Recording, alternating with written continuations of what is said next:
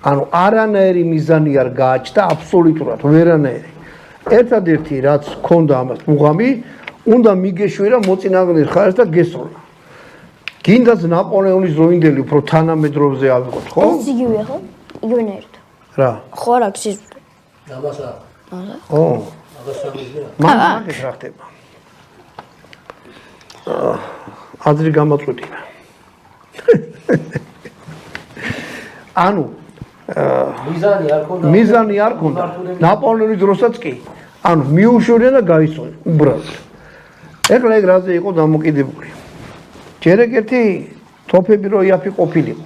იმიტომ მე იყო გლულულიანი და მე ტყვიებს ამზადებდნენ თვითონ ჯარისკაცები. ტყვიების ჩამოსასხმელი რაღაცისგან აკეთებდნენ. აი ბატონმა დავითმა შეიძლება მომაწოდოს. მიდი მოიტანე ისა ტყვის გასაკეთებელი. მომიტანე. გახსოვს ერთ კაცთან რო ვიყავით, რო გავაკეთე. ზაზან ნაგერვაძესთან. დიახ. აი ეს წარმოიდგინეთ, არის ესეთი ტყვია და კეთდებოდა აი ამით. ანუ ხელით დაიჭერდი ესე, ამაში ტყვიას ჩაასხავდი და გამოდიოდა ესეთი ტყვია, თვითონ მრგვალი. და დააქონდოთ სითხე? რა სითხე? იქვე ადუნობდნენ ბრძოლისი და თვითონ ჯარისკაცები ასხავდნენ აი ესეთ ბურთულებს. იყო შემთხვევები, როცა ბურთულები ჩამოსვლის შანსიც არ იყო, უბრალოდ გრძელი ჭხირი ქონდა ამას ჭრიდნენ როგორღაც და ლულაში ისე ტენიდნენ.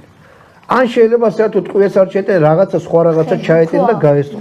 ნუ ქვა არა, ნუ ახლა გამწარებული ხარ შეიძლება ქვა ჩატო. გამიგე ეგეთ სიტუაციაში.